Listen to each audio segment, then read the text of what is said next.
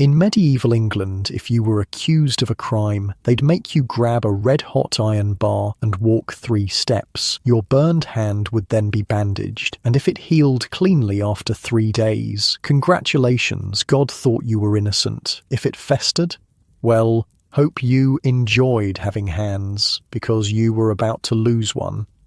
Alright, before the story, if you're here regularly, subscribe helps me out. Drop a comment with where you're listening from and the time. Yesterday, someone from Portugal said they listen while cooking dinner, and someone from Chicago was using it for a morning commute. Wild.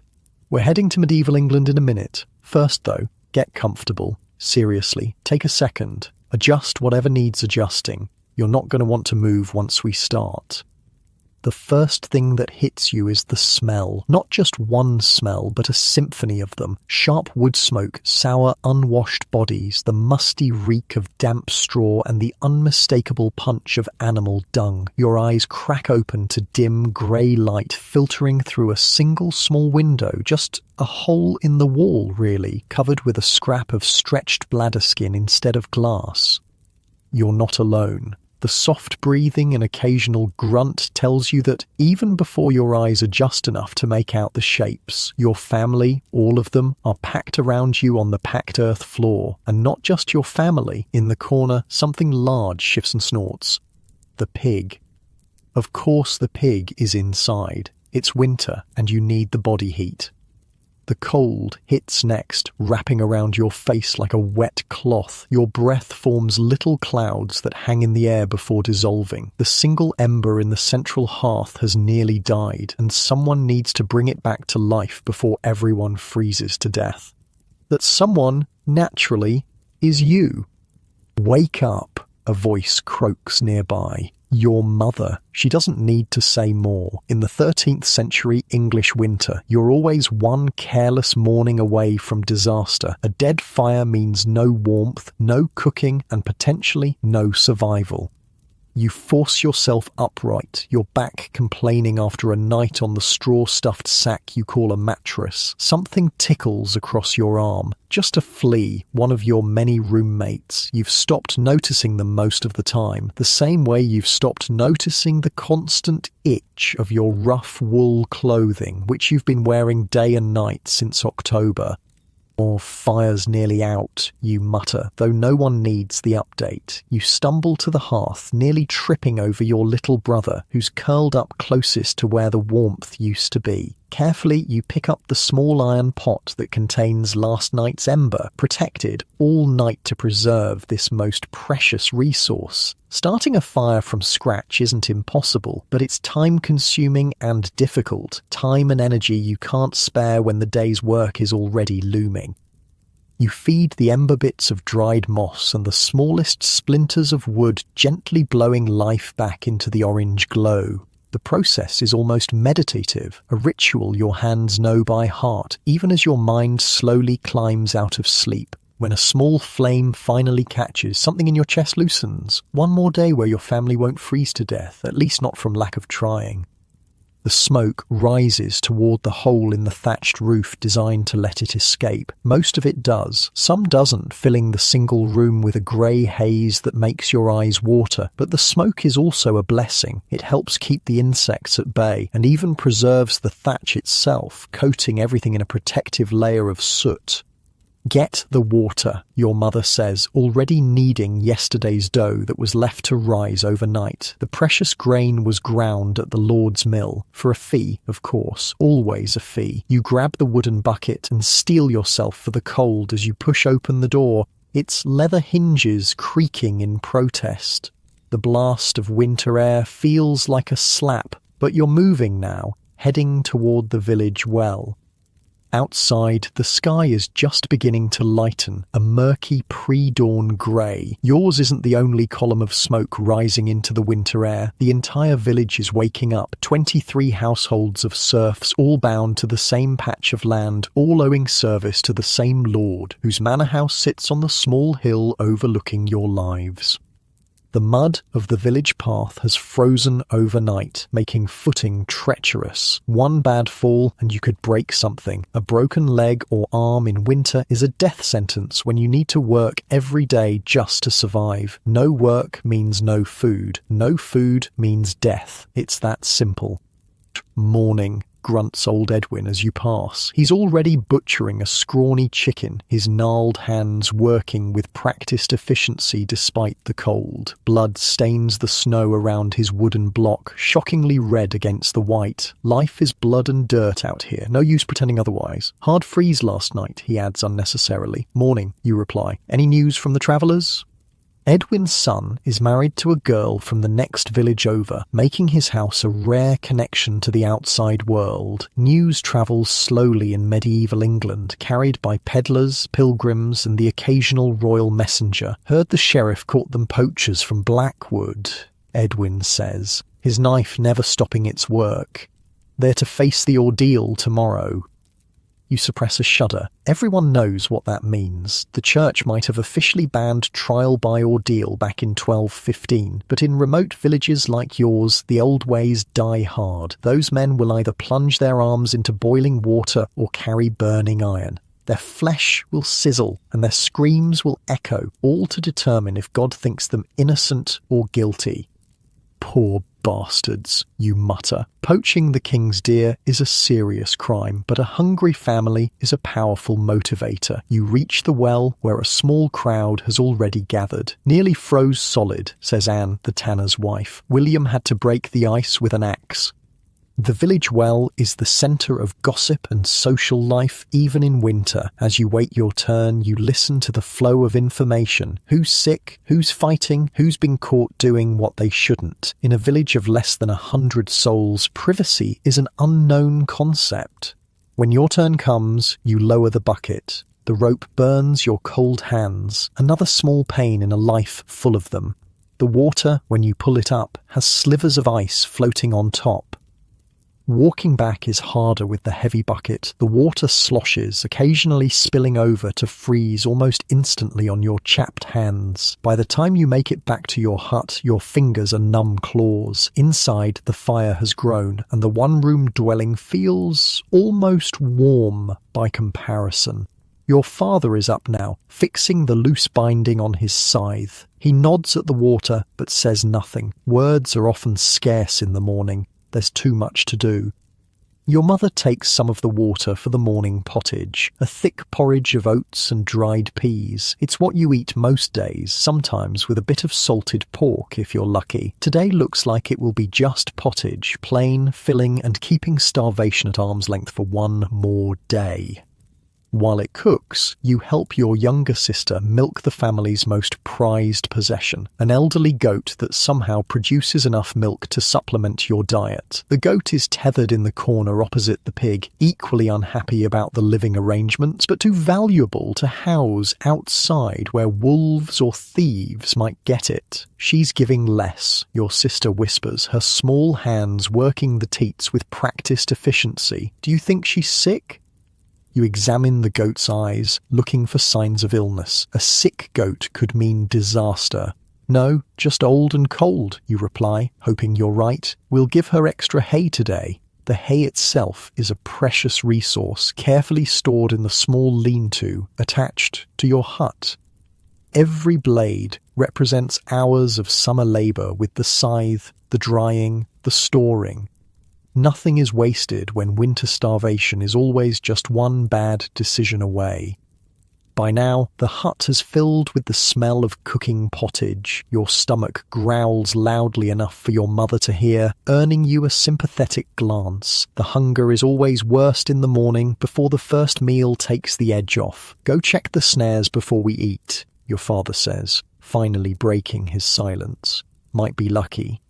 It's not a suggestion. You grab your cloak, little more than a rough rectangle of homespun wool with a hole for your head, and head back into the cold. The family has 4 snares set in the woodland edge, a small concession from the Lord who otherwise forbids hunting in his forests. Snares can catch rabbits, squirrels, or if you're especially fortunate, a pheasant. Meat is rare in winter, and even a squirrel would make the day's pottage significantly more nourishing. The walk to the snares takes you past the village church, a stone structure that puts all the wooden and wattle and daub homes to shame. Even at this early hour, the priest is outside, his breath clouding as he speaks with the village reeve, the man responsible for ensuring everyone completes their required labour for the Lord. 2 days of labour owed before the month's end, the reeve is saying. The Lord wants the new storage pit dug before spring. You keep your head down as you pass. Extra labour service means less time to tend your family's strips of land, which means less food come harvest time. It's a delicate balance, always teetering on the edge of not enough. The woodland is silent under its coating of frost, your footsteps crunching loudly with each step. You check the first 3 snares, empty. Your heart sinks a little lower with each one. At the 4th, you stop short, a small burst of elation rising in your chest. A rabbit, its white winter coat, stained red where the snare caught it, hangs limply from the twisted cord. "Thank you," you whisper, though you're not sure if you're thanking God, the rabbit, or just blind luck. You quickly reset the snare and tuck the rabbit into your cloak. Its body is still slightly warm. The village is fully awake when you return, smoke rising from every dwelling. Children are carrying water, women are grinding grain in hand querns for the daily bread that will go into the communal oven later, and men are gathering tools for the day's labour. Medieval life waits for no one. The moment dawn breaks, work begins. Inside your hut, the rabbit is received with muted celebration. No one speaks their relief out loud. That would be tempting fate, but your mother's hands move quickly as she skins and guts the animal, setting aside the valuable fur and adding chunks of meat to the pottage. "Hide the bones when you're done," your father reminds everyone unnecessarily. Waste is both a sin and a luxury you cannot afford. The bones will become broth, the fur will be cured and sewn into something useful, the sinew will strengthen thread. An entire economy of scarcity dictates that nothing goes unused. The family gathers around the cooking pot. Father, mother, you, your younger sister, your 2 small brothers, and the ancient grandmother who rarely speaks but whose gnarled hands never stop working, even now spinning wool into thread as she waits for food. The eldest brother is missing, sent to be a labourer at the monastery 2 villages over. You haven't seen him since harvest time. Your mother ladles the steaming pottage into wooden bowls, 1 for each person. The portions are small, but the rabbit makes the thin porridge rich with fat and protein. You eat slowly, savouring each bite, letting the warmth spread through your body. For this brief moment, the constant worry about food subsides. John Cooper's boy is feverish, your mother says between careful bites. The red spots came yesterday. A heavy silence falls. Everyone knows what that means. The spotted fever takes children quickly, spreading from house to house like an evil spirit. Your father makes the sign of the cross, and your mother touches the small pouch of protective herbs hanging around her neck. "Keep away from their house," she tells the younger children. It's the only medicine they know. Distance from the sick. That and prayers. When the meal is finished, your father stands, his frame filling the small space. Despite the constant labour and occasional hunger, he's a strong man. He has to be to survive. "To the fields," he says. "We need to check the drainage ditches after the snow." You nod, already dreading the cold, wet work ahead. The strips of land allocated to your family lie scattered among the great open fields surrounding the village. In this season, they look barren and lifeless, but beneath the frozen soil, the winter wheat sleeps, your family's hope for the coming year. Before leaving, you help bank the fire carefully, preserving the embers for the evening's return. Your mother will keep it fed throughout the day as she works on indoor tasks with your sister and grandmother. "Mind the north field ditch," she tells your father. "Flooded bad last thaw." He nods, and you follow him out into the full light of morning. The sun has finally broken through, painting the frost-covered village in blinding white brilliance. For a moment, it's beautiful enough to make you forget the cold, the hunger, the constant work. Then a blast of wind cuts through your inadequate clothing and reality returns. Other men and older boys are heading to the fields too, carrying spades and picks for clearing the drainage ditches that keep the precious fields from turning into useless swamps come spring. You pass the village smithy, already hot with his morning fire, the rhythmic ping of his hammer marking time like a heartbeat. Think it'll snow again? You ask your father as you walk. Small talk is rare, practical communication being the norm, but the beauty of the morning has loosened something in you. He glances at the sky, reading the clouds with the expertise of a man whose life depends on weather. Yes, he says simply. Tonight. Heavy. You digest this information with a frown. Heavy snow means the drainage work is even more important. It also means tomorrow will be harder in every way.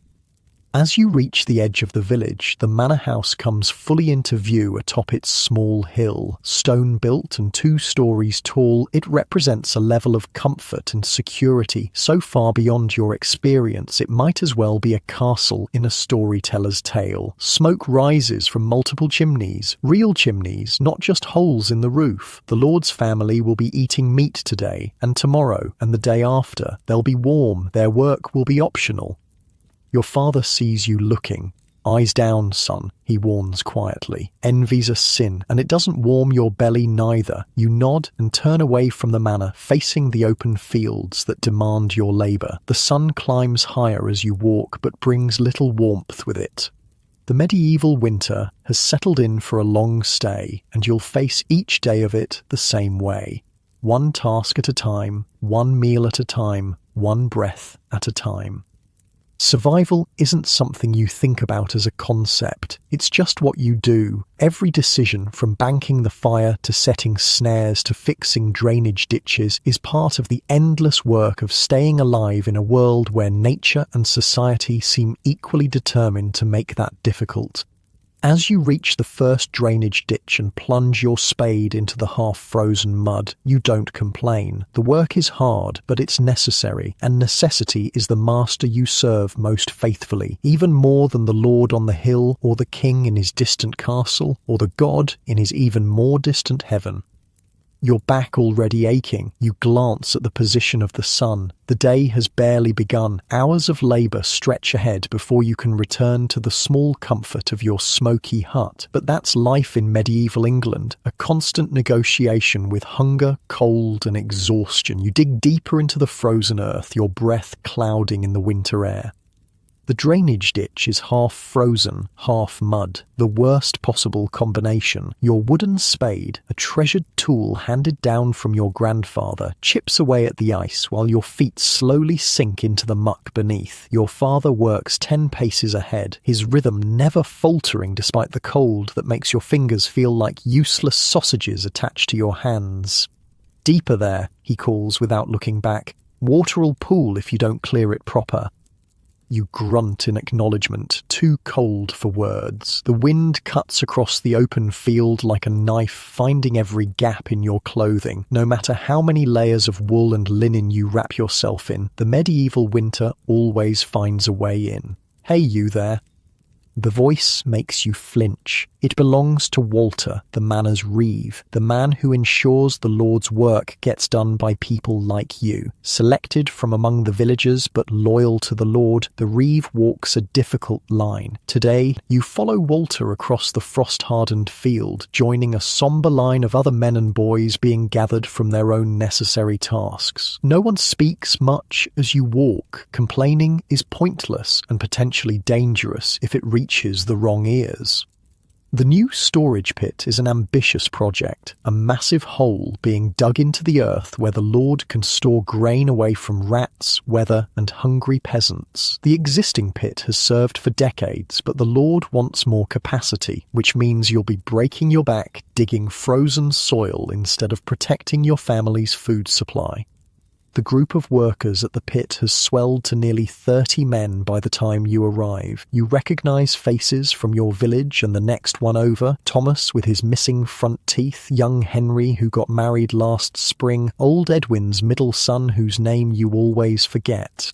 3 more spans deeper, 2 wider, instructs the Lord's steward, a thin man who's never lifted a farming tool in his life but knows exactly how much work a peasant should accomplish in a day. The Lord inspects at midday. You're handed a pick, heavier than your spade, and awkward in your cold hands. The pit is already impressive, a gaping wound in the earth nearly 6 feet deep at the centre. You find a spot along the edge and begin the mind-numbing work of breaking the frozen ground. The repetitive swing of the pick becomes almost meditative after a while. Lift, swing, crack. Lift, swing, crack. Your mind wanders even as your body works. You think about the rabbit from this morning, how the meat enriched the pottage. You think about the spotted fever in the Cooper household and silently pray it won't spread. You think about the storage pit you're digging and how little of the grain it will hold will ever pass your lips. Heard about the trial tomorrow? Thomas asks during a brief pause to catch your breath. He's working beside you, his pick rising and falling in the same rhythm as yours. The poachers? You reply, remembering Edwin's news. Thomas nods, leaning closer. My cousin's married to the miller's daughter. She says they caught 3 men from Blackwood with 2 of the king's deer, but one of them is the blacksmith's nephew, so they're giving them the ordeal instead of hanging them outright. Which ordeal, you ask, though you're not sure you want to know. Hot iron, Thomas says, with grim fascination. 3 steps with it burning in their palms. The priest'll bless it first, make sure God's judgment is true. You've never seen an ordeal by hot iron, though you've heard the screams once when you were younger. The memory makes your stomach clench. They deserve it, says another man working nearby. Robert, a fervent churchgoer known for his rigid views. King's deer are king's deer. God's law and king's law both say stealing's a sin. Easy to say when your belly's full, mutters Thomas, too quietly for Robert to hear. You stay silent. Opinions on justice are dangerous things to share openly. The conversation shifts to safer topics. The weather, predictions for spring planting, whose daughter might marry whose son when summer comes. The work continues as the sun climbs higher, offering little warmth but marking the passage of time. Your arms burn with fatigue, your back screams with every swing of the pick, but you don't stop. No one stops until the steward calls for a brief rest at mid-morning. The break lasts only long enough to drink some water and chew a crust of bread that you've brought wrapped in a scrap of cloth. Some men have nothing and simply sit, conserving energy. You share your small crust with Thomas, who nods gratefully. "Lord's coming," someone hisses, and everyone scrambles to their feet. The lord of the manor approaches on horseback, the massive beast steaming in the cold air. Unlike you in your rough wool and patched linen, the lord wears furs and fine woolen cloth dyed a deep blue, a colour so expensive that your entire family couldn't afford a scrap of it the size of your palm. He surveys the pit with a critical eye, saying nothing as the steward points out the progress. To him, you are all interchangeable parts of his estate, no more worthy of individual recognition than the trees in his forest or the stones in his manor walls. "Deeper," is all he says, before turning his horse and riding back toward the warmth of his hall. The steward's face hardens. "You heard him," he barks. "Back to work. No more breaks until midday." And so you dig. The sun continues its arc and the pit grows deeper, wider, your muscles burning beyond pain into a dull, constant throb. This is the reality of medieval labour, backbreaking, endless and utterly necessary for the survival of everyone, from the lowest serf to the lord himself. Without these storage pits, without the fields you farm and the drainage ditches you dig, everyone would starve. "My father told me," Thomas says, during a brief pause to remove a large stone, that his grandfather remembered the Great Famine, 3 years of rain, crops rotted in the fields, said people ate bark off trees and boiled leather to make soup. You've heard the stories too, passed down as warnings. The famine of 1315, 1317 killed thousands. Whole villages disappeared. The old folks say the dead were buried in mass graves because no one had the strength to dig individual ones. Such catastrophes remain a constant fear, lurking just one bad harvest away. My grandmother said they ate cats, adds Henry with macabre fascination, even rats when it got bad enough. "That's nothing," says an older man named Will, pausing in his digging. "My uncle was in London during the bad years, said he saw a woman tried for stealing a baby to eat it." A heavy silence falls over your section of the pit. Such tales would be dismissed as dark fantasy in better times, but everyone knows hunger drives people to unimaginable acts. You've never been that hungry, not quite, but you've seen hunger's shadow during late winter when the stores run low. You've felt its claws in your belly during the hungry gap of early spring when winter stores are depleted and new crops aren't ready. "They executed her?" someone finally asks. Will nods grimly. "Burned her. Said eating Christian flesh made her a witch." No one comments further. The conversation has ventured into the territory of nightmares. The picks and spades resume their rhythm, punctuating the heavy silence.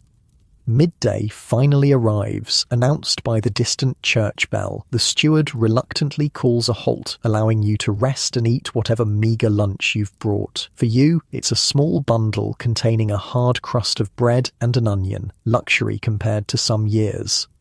You find a relatively dry spot at the edge of the pit and sit with Thomas and a few others from your village. The food disappears quickly, barely taking the edge off your hunger. No one speaks much as they eat. Conservation of energy is instinctive when you live close to the edge of survival.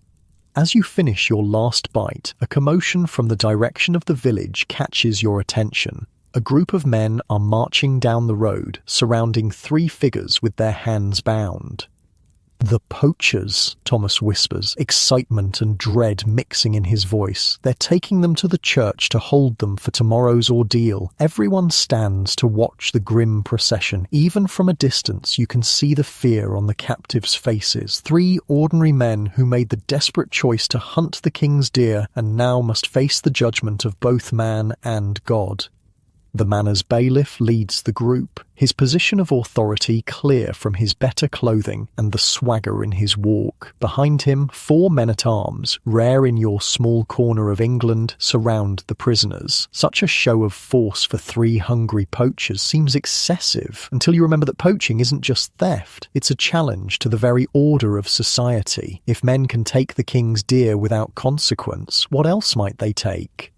"Know any of them?" you ask Thomas, whose connections through his cousin sometimes give him better information. He squints at the distant figures. The tall one's Will Fletcher from Blackwood, makes arrows, has 5 children. Other 2 I don't recognise. The procession disappears behind the church, and gradually the workers turn back to their task. The break is over, though no one has officially called for work to resume. In the medieval world, time is measured by the sun and the church bells, but labour is measured by what needs doing, not by hours. You climb back into the pit, your muscles protesting after the brief rest. The afternoon stretch is always the hardest. Fatigue building on fatigue, cold seeping deeper into your bones. But you keep working. Everyone does. The choice is as simple as it is brutal. Work or starve. "My father was called as a witness once," says Henry, as the digging resumes. "For a trial by combat. Said it was the most terrible thing he ever saw." Trial by combat, another form of ordeal where opponents fight to the death or surrender, the victor presumed to have God's favour. Like trial by fire or water, it places judgment in divine hands. Unlike those trials, it makes a spectacle of violence that can last hours. "Who fought?" someone asks. "A knight accused of stealing another knight's wife," Henry says. "The husband challenged him. They fought with swords for nearly 2 hours before the challenger lost his footing and got a blade through his throat." "And the wife?" asks Thomas. Henry shrugs. "Given to the victor, I suppose. That's how it works for nobles." The conversation shifts to other tales of justice. Some witnessed, others merely heard. A woman ducked in the pond for scolds. A man forced to walk barefoot through the village carrying the sheep he stole. A child beaten publicly for stealing apples from the priest's tree. Justice in medieval England is rarely private and never gentle. It serves as both punishment and warning, a public spectacle designed to reinforce the consequences of stepping outside the rigid social and legal boundaries. By mid-afternoon, the storage pit has grown impressively. The steward paces the edge, occasionally barking orders, but mostly watching with cold calculation, estimating how much more can be extracted from your labor before darkness forces an end to the work.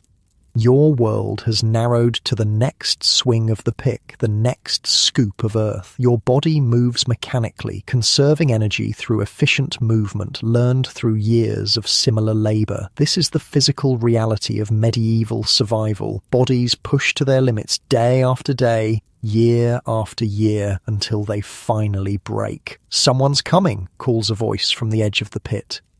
All eyes turn to see a solitary figure hurrying across the field from the village. It's a boy, young Wat Cooper, whose family was stricken with the spotted fever. His presence sends a ripple of fear through the workers. No one wants him near, carrying contagion from his sick household.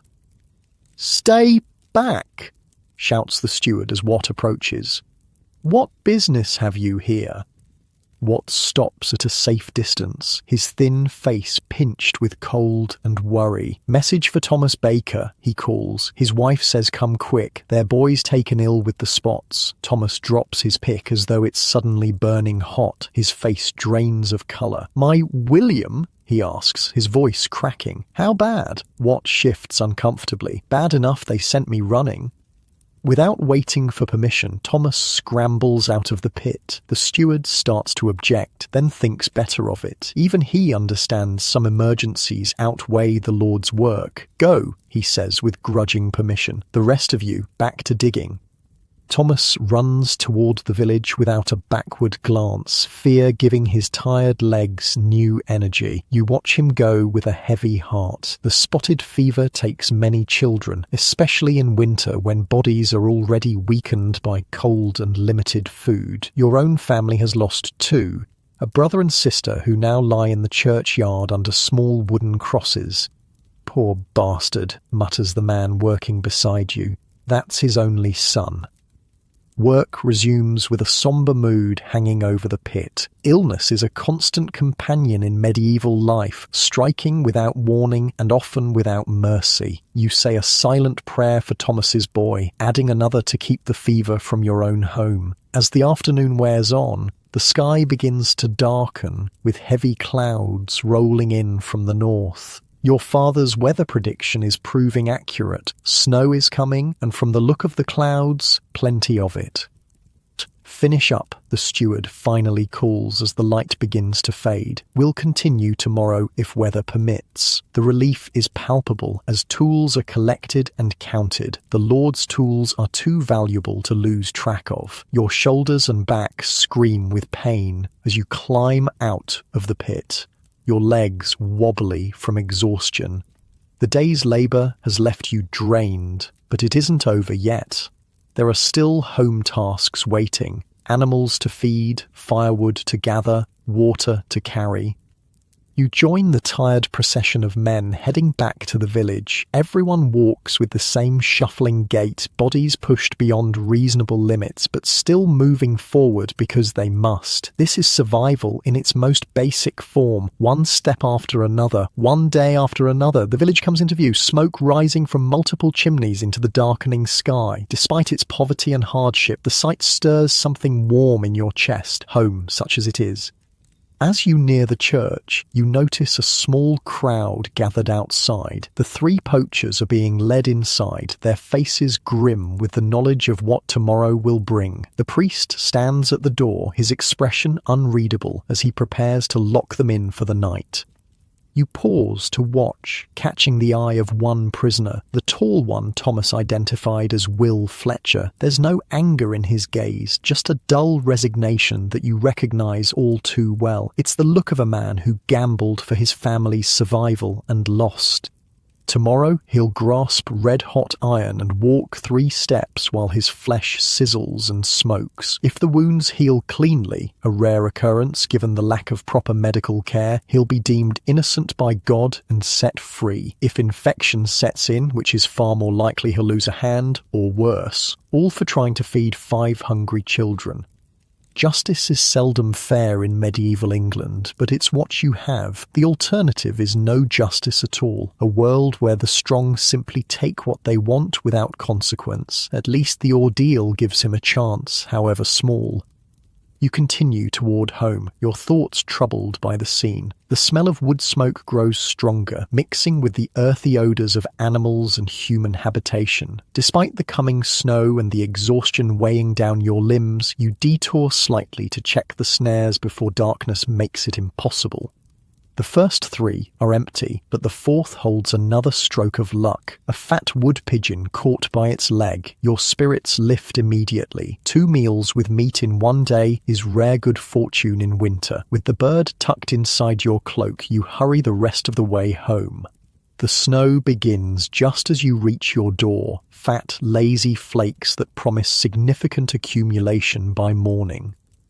Inside, the hut is blessedly warm compared to the open fields. The fire burns steadily in the central hearth, and the smell of cooking fills the small space. Your mother and sister look up as you enter, relief crossing their faces. "Thomas Baker's boy has the fever," your mother says before you can speak. It's not a question. News travels quickly in small communities. You nod, removing your cloak and revealing the pigeon. "Caught in the snare," you say, handing it to your sister, who immediately begins the process of plucking it. "Your father?" your mother asks, returning to her spinning. "Still working the drainage," you reply, settling near the fire to thaw your frozen fingers. "Lord called me to dig the new storage pit." She makes a small noise of acknowledgement, but offers no commentary. What would be the point? The work is what it is, unavoidable and necessary. Your youngest brother crawls into your lap, seeking warmth and company. Despite your exhaustion, you welcome his small weight. His presence a reminder of why you endure each day's labour. For him, for all of them, for survival. "They brought in the poachers today," you tell your mother as your sister efficiently prepares the pigeon. "Ordeals tomorrow after morning mass." "God have mercy on them," she replies quietly, making the sign of the cross. Outside, the snow falls heavier, blanketing the village in white silence. Tomorrow will bring fresh challenges, paths to clear, animals to tend, the storage pit to continue digging if the weather allows. It will also bring the ordeal, a grim reminder of justice in this harsh world. But for now, there is warmth, family, and the prospect of pigeon meat in the evening pottage. In medieval England, where survival balances on a knife's edge, these small comforts are everything. Your father returns as darkness falls completely, his face lined with exhaustion but the drainage work completed. He nods approvingly at the pigeon being added to the pot. "Snow's getting heavy," he says, warming his hands by the fire. "No field work tomorrow, I'd wager." "The ordeal's tomorrow," your sister reminds him. Like many in the village, she finds the brutal spectacle fascinating despite its horror. "Better than hanging," your father says pragmatically. "At least they have a chance." A small chance, you think, but don't say. In your 15 years, you've never heard of anyone walking away unscathed from an ordeal by hot iron. The family gathers for the evening meal, a ritual repeated in every hut across the village. The pigeon has enriched the pottage considerably, adding flavour and precious fat to the simple porridge. You eat slowly, savouring each bite, the day's labour having earned this sustenance in the most direct way possible. Outside, the snow continues to fall, insulating the hut and muffling the sounds of the village. Tomorrow's challenges will come soon enough. For now, there is this moment of relative peace, this small victory against the constant struggle of medieval life. Your eyelids grow heavy as the warmth and food work their magic on your exhausted body. Another day survived, another night of rest before the cycle begins again.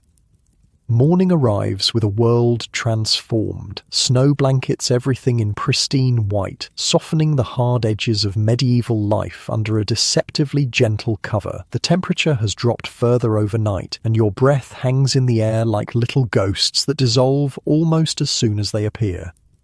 Your father was right. There will be no field work today. Even the Lord's steward wouldn't expect men to dig through snow-covered frozen ground. But this doesn't mean a day of rest. In medieval England, there is always work, especially in winter when survival requires constant attention.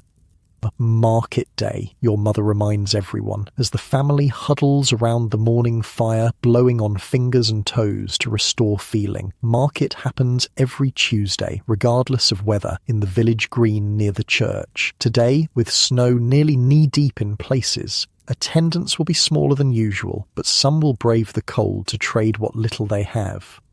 "We need salt," your father says, the words hanging heavy with implication. Salt is expensive, preciously so, but vital for preserving meat and fish. Without it, your family couldn't store food for lean times. "And thread," your mother adds, holding up the nearly empty spool. You're given a small pouch containing the family's trading goods, 2 carefully preserved rabbit furs from last week's catch, a small jar of precious honey from the single hive your family maintains, and 3 intricately carved wooden spoons your father made during the long winter evenings. "Trade fair," your mother warns as she hands you the pouch. "No less than 2 silver pennies for the honey." Money is rare in your household. Most trading happens through barter, goods for goods, but some items, like salt, can only be purchased with coin. The silver penny your family has saved since harvest time is tucked into a secret pocket sewn into your father's tunic. The village church bell rings the hour as you and your father step out into the snow. The cold immediately bites at your face, the only exposed part of your body. Everyone else in the family will stay home, conserving heat and energy. The fewer bodies moving through the snow, the better. Other villagers are emerging from their homes as well, trudging through the fresh snow toward the village centre. Despite the harsh conditions, there's an air of subdued excitement. Market day brings news, gossip, and the possibility of small luxuries. A taste of honey, a bit of colourful thread, perhaps even a sip of ale from the Brewster's stand. As you near the village centre, you see the market taking shape. It's a small affair by any standard, nothing like the great markets in towns and cities, but it's the heart of local commerce. A dozen or so vendors have set up makeshift stalls, mostly just tables covered with whatever goods they have to offer. Goodwife Sarah has her usual array of rough-spun thread and yarn. What the miller has small sacks of flour from the Lord's mill where he works. Edwin the tanner displays a few simple leather goods, belts, pouches, and a single pair of shoes that would cost more than your family earns in a month. The travelling peddler who visits every few weeks is here too, his cart a treasure trove of exotic items from distant towns. But the market seems oddly subdued today, and not just because of the snow. There's a tension in the air that you can't immediately place. The ordeal, your father murmurs, nodding toward the church where a small crowd has already gathered despite the early hour. They're preparing. Sure enough, the parish priest stands outside the church door, deep in conversation with the manor's bailiff. Near them, a brazier has been set up, flames already dancing inside it. Even from this distance, you can see the iron rod protruding from the coals, its tip beginning to glow red. Your stomach tightens. The 3 poachers will face their judgment soon, their flesh pressed against that glowing metal in a test of divine favour that few survive unscathed. "Come," your father says, pulling your attention back to the task at hand. "Let's trade quickly. I don't want to be here when they bring them out." You nod in agreement and follow him to the peddler's cart, where he already haggles with an older woman over the price of a small mirror, an unimaginable luxury that costs more than your family would spend on food in a month. The peddler himself is a thin, wiry man with a perpetual squint and quick, darting eyes that miss nothing. His name is Barthol. Any signs of mould or rot. The snares are reset in new locations, and your father even breaks the ice on the village pond to try his luck with the fishing net, a largely unsuccessful effort that yields only 2 small fish barely worth the energy expended to catch them. By late afternoon, word of Blackwood's affliction has spread through the entire village. The priest calls for special prayers during evening vespers, and most villagers attend despite the cold and snow. Medieval life exists at the intersection of practical action and spiritual supplication. You do everything physically possible to survive while simultaneously appealing to divine protection. "They say 3 have died already in Blackwood," whispers Anne, the tanner's wife, as the village gathers in the small stone church, dancing themselves to death, foaming at the mouth like rabid dogs. "Demons," suggests the blacksmith's apprentice, his young face serious beneath his soot-stained cap. "My grandmother saw the same in her village as a girl, said the whole place had to be blessed by the bishop himself before it stopped." The priest overhears this speculation and frowns. "Not demons," he corrects firmly, "though the devil may work through natural means. It's the grain, corrupted by poor storage or bad harvesting. God sends us trials, but also the wisdom to overcome them."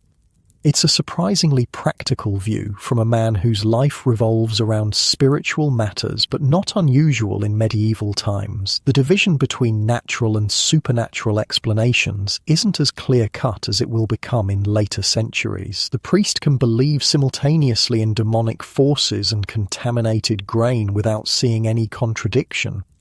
After prayers, the village headman calls for a meeting in the churchyard. Despite the cold, most adults remain to discuss the twin threats now facing the community: the dancing sickness from Blackwood and the spotted fever that took Thomas's son. "We must check all grain stores," the headman announces. "Anything suspect must be burned, not sold or traded. This sickness spreads through food, not air like the fever." There are murmurs of discontent at this. Burning food in winter feels like madness, but no one openly objects. The dancing sickness is too terrifying a prospect to risk. "What of those who have no other stores?" asks a widow, whose meagre provisions are well known in the village. "I've nothing but rye to last till spring." This prompts a moment of uncomfortable silence. Medieval charity exists, but it's limited by the fact that everyone lives close to subsistence.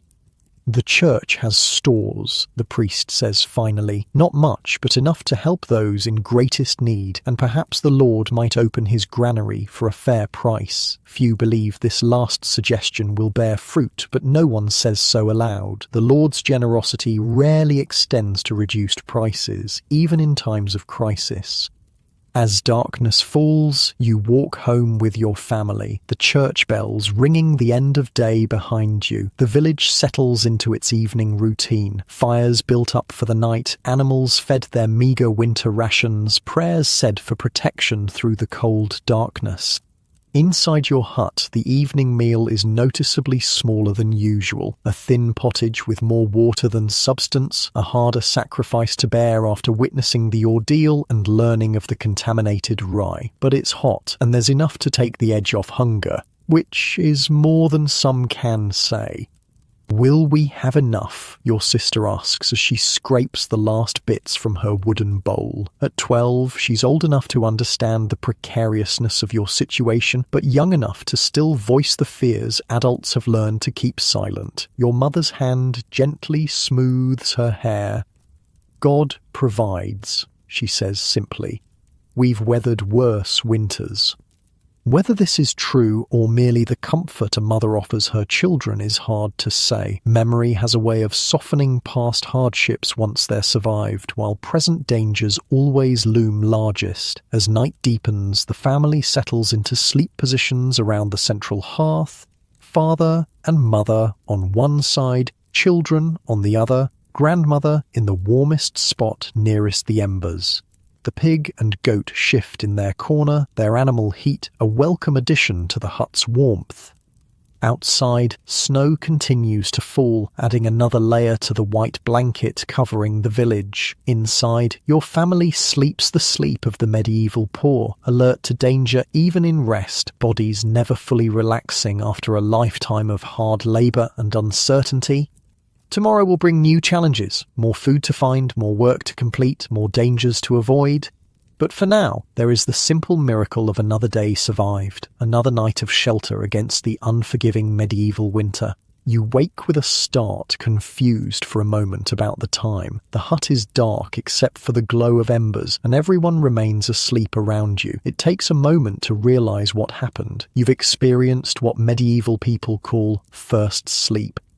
The practice of sleeping in two distinct segments is normal in your world. Without candles to burn through the long winter nights, most people go to bed shortly after sunset, sleep for several hours, then wake naturally in the middle of the night. This wakeful period, lasting an hour or more, is followed by second sleep until dawn. You sit up carefully, trying not to disturb the others. The fire has burned down to glowing coals, casting just enough light to make out the sleeping forms of your family. Your father's breathing is deep and steady, one arm protectively draped over your mother. Your sister and youngest brother are curled together like puppies, sharing warmth. Grandmother's soft snores punctuate the quiet.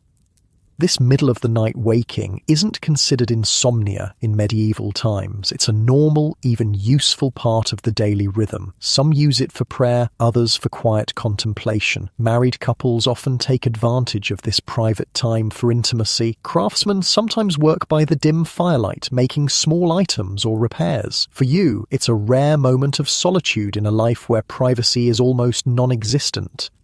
You add a small piece of wood to the embers, careful not to make noise. The flames catch slowly, throwing slightly more light around the single-room dwelling. In that gentle illumination, you take stock of your home with fresh eyes. It's humble by any standard, walls of wattle and daub, twigs woven together and covered with a mixture of clay, straw and dung, a roof of thatch, a packed earth floor covered partially with rushes. There are no windows except the small opening covered with stretched bladder skin. The smoke hole in the roof serves as both chimney and limited ventilation. Yet this simple structure keeps your family alive through brutal winters. Without it, you would surely perish. The awareness of this basic fact, shelter equals survival, shapes how medieval people view their homes. They are not status symbols or expressions of personality. They are survival tools, as vital as food and water. The quiet is broken by your father stirring. He sits up, unsurprised to see you awake. This middle night vigil is familiar to him too. "Can't sleep?" he whispers, moving carefully around the sleeping forms to join you by the fire. You shrug. "Just woke up." He nods, understanding. "Good time to think," he says, poking gently at the small flame. "Or pray." For a while, you sit in companionable silence. Words are often unnecessary between people who work side by side every day of their lives. The quiet itself feels like a luxury after days filled with labour and evenings crowded with family. "Thomas came by while you were checking snares," your father finally says. "Wanted to thank you for working his section of the pit yesterday. Said he won't forget it." You nod, surprised and touched. Thomas Baker has nothing to give as thanks. His only child dead, his household still at risk from the spotted fever. Yet the acknowledgement itself is valuable in a community where reputation and goodwill are forms of currency. "How is his wife?" you ask. Your father sighs. "As you'd expect. The priest is with her most days, praying." Another silence falls, both of you contemplating the fragility of life in medieval England. Children die frequently from disease, accident, hunger, yet each loss tears at the fabric of family and community. No matter how common, it never becomes easy. "The poacher's ordeal," you say after a while. "Do you think—" "Best not to talk of it," your father interrupts gently. "What's done is done. Justice belongs to God and the king." You understand his caution. Questioning justice is dangerous, even in the privacy of your home. Walls are thin, and medieval communities are dense with relationships and rivalries. Words have a way of travelling. As if reading your thoughts, your father adds, "Old Edwin claims he knew Will Fletcher's father, says they served together in the Lord's militia years ago, before you were born." This is your father's way of sharing information without expressing a direct opinion. The connection humanizes the poacher, making him more than just a criminal facing ordeal. He becomes part of the village's complex web of relationships and history. The fire pops and shifts, sending a small shower of sparks upward. Outside, the snow has stopped and the night is eerily silent. Your father takes a small knife from his belt and a piece of wood from beside the hearth. Without speaking, he begins to carve. Small, precise cuts that gradually shape the wood into a crude but recognizable bird. This is how medieval people often spend their winter evenings and night wakings. In simple crafts that require little light, women spin thread or mend clothing. Men carve wood or repair tools. Even children learn to make simple objects: dolls from straw, balls from rags, slings from leather scraps. "Remember what I taught you about the stars?" your father asks unexpectedly, his hands never pausing in their work. You nod. The stars are vital navigational tools, especially for those who must sometimes travel between villages. Your father has taught you to find north using the pole star, to estimate time by the movement of familiar constellations, to predict weather by certain patterns of starlight. Good, he says. Knowledge outlasts tools, can't be stolen or broken. Remember that?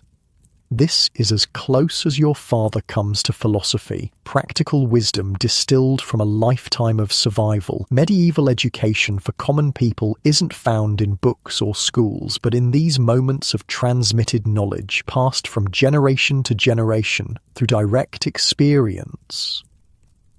"I should check the animals," he says, setting aside his half-finished carving. The household pig and goat need occasional attention even at night, especially in cold weather. While he tends to them, you remain by the fire, enjoying the rare moment of warmth and relative comfort. Medieval life offers few such respites, brief pauses in the constant work of survival. Your father returns, bringing a fresh blast of cold air that makes the fire flicker. "Snow's stopped," he reports. "Stars are bright. Will be colder tomorrow." This weather report is delivered not as idle conversation, but as vital information. Tomorrow's temperature will determine everything from what work can be done to how much food needs to be consumed to maintain body heat. In a world without thermometers or weather forecasts, reading natural signs is an essential skill. "We should sleep," he says, already moving back to his place beside your mother. Dawn comes early. You nod, banking the fire carefully to preserve the embers through the rest of the night. As you settle back onto your straw-filled mattress, you feel the rhythm of medieval nights working its familiar pattern. First sleep, waking, second sleep, dawn. A cycle as old as humanity, only recently forgotten in a world of artificial light and regulated hours. Sleep comes quickly, your body accustomed to this brief middle-night waking. The last thing you see before closing your eyes is the gentle rise and fall of your family's breathing, each life precious in its fragility, each breath a small victory against the harsh medieval winter. Dawn arrives with the distant sound of the church bell calling the village to prime, the first prayer service of the day. Inside your hut, the family stirs slowly to life, bodies reluctant to leave the relative warmth of shared sleeping spaces. The fire, carefully banked overnight, needs only gentle coaxing to resume its vital work. Today promises to be slightly different from yesterday, with the Lord's storage pit buried under snow and the fields similarly inaccessible. The village turns to indoor work and community activities. For your family, this means joining others in the village hall, a simple timber structure near the church where villagers gather for meetings, celebrations, and shared winter tasks. "Bring the wool," your mother instructs your sister, pointing to the basket of raw fleece that's been waiting to be processed. And the spindle. Wool processing is communal work in winter, when multiple hands make the tedious task more bearable. Women and girls from throughout the village will gather to card, spin, and eventually weave the raw wool into fabric that's vital for everything from clothing to bedding.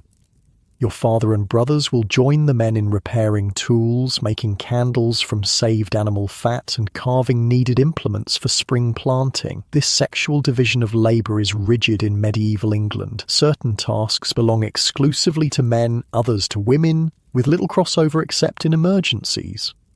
The walk to the village hall is easier today, with paths trampled through yesterday's snow by earlier risers. The sky is brilliantly clear, the sun dazzling as it reflects off the white landscape. The temperature has dropped further, just as your father predicted, making each breath painful in your lungs. Smoke rises from every dwelling, creating a low haze over the village. The church stands at the centre, its stone walls and modest bell tower representing the most substantial building most villagers will ever enter. Beside it, the village hall buzzes with activity already, voices and occasional laughter spilling out into the cold morning. Inside, warmth hits you like a physical force. Multiple fires burn in the long open room, and bodies press together on simple benches arranged around the perimeter. The hall isn't fancy, dirt floor, timber walls, thatch roof, but compared to individual dwellings, it's positively grand, capable of holding most of the village's adult population. Your family separates naturally, mother and sister joining the women at one end, father and brothers moving toward the men at the other. You, at 15, occupy that in-between space of late childhood, still learning from both sides before settling fully into adult male responsibilities. "Thomas, come help with these candles," calls John Cooper, motioning you toward a table where tallow, rendered animal fat, is being carefully melted in a small pot over coals. Steady hands make straight candles. You join him, grateful for the inclusion. Candle making is skilled work, creating precious light sources that most families can afford only for special occasions or emergencies. The process is slow and precise, repeated dipping of wicks into the melted tallow, allowing each layer to cool and harden before the next dip. As you work, conversation flows around you. Unlike modern social gatherings centered on entertainment or structured activities, medieval community time revolves around productive work made more pleasant through company. "Heard anything more from Blackwood?" John asks quietly as you carefully dip a row of hanging wicks. You shake your head. "Nothing since yesterday's news." "My cousin lives near there," offers William, the carpenter's apprentice working beside you. "Says 3 more fell to the dancing sickness last night. That makes 6 dead." A murmur passes through the nearby men. 6 deaths in a village roughly the size of your own represents a significant portion of the population, particularly troubling in winter when replacing lost labour is impossible. "Did they burn their grain?" asks another man. William nods.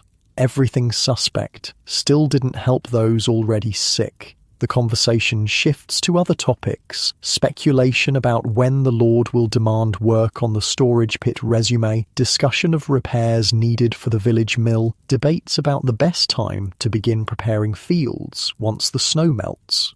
Through it all, hands remain busy. Men carve wooden tools, repair leather harnesses, twist straw into thatch bundles for spring repairs, and fashion new arrows for hunting. No one sits idle. Idleness is an unaffordable luxury in a world where survival depends on constant preparation.